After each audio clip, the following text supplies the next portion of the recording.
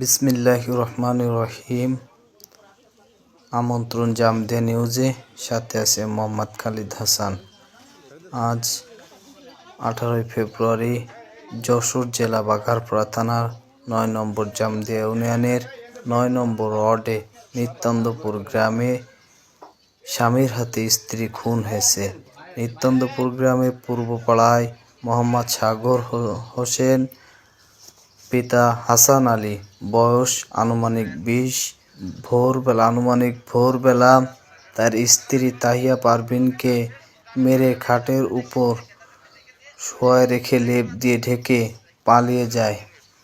মানুষ স্ত্রীর কথা জিজ্ঞেস করলে বলে ঘুমিয়ে আছে, এই কথা বলে সে পালিয়ে যায়। কিন্তু পরে দেখা যায় স্ত্রী আর ঘুম থেকে ওঠে না। বিষয়টি জানাজানি হলে পুলিশ ক্যাম্পে ফোন করা হয়।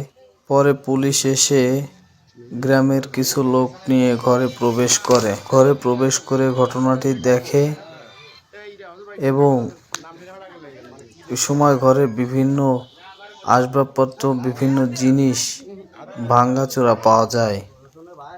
পরে পুলিশ ইনভেস্টিগেশন করা শুরু করে।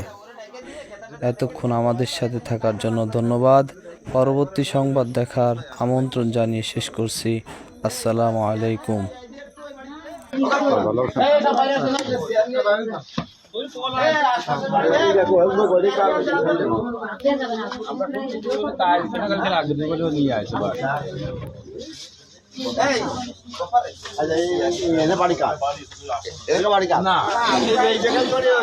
আলিমের বাড়ি তো আশপাশের বাড়ি তো সব আমাদের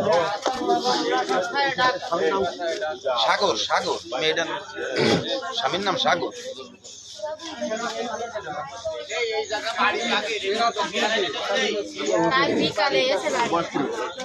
বয়স ওই 20-22 বছর, 20-22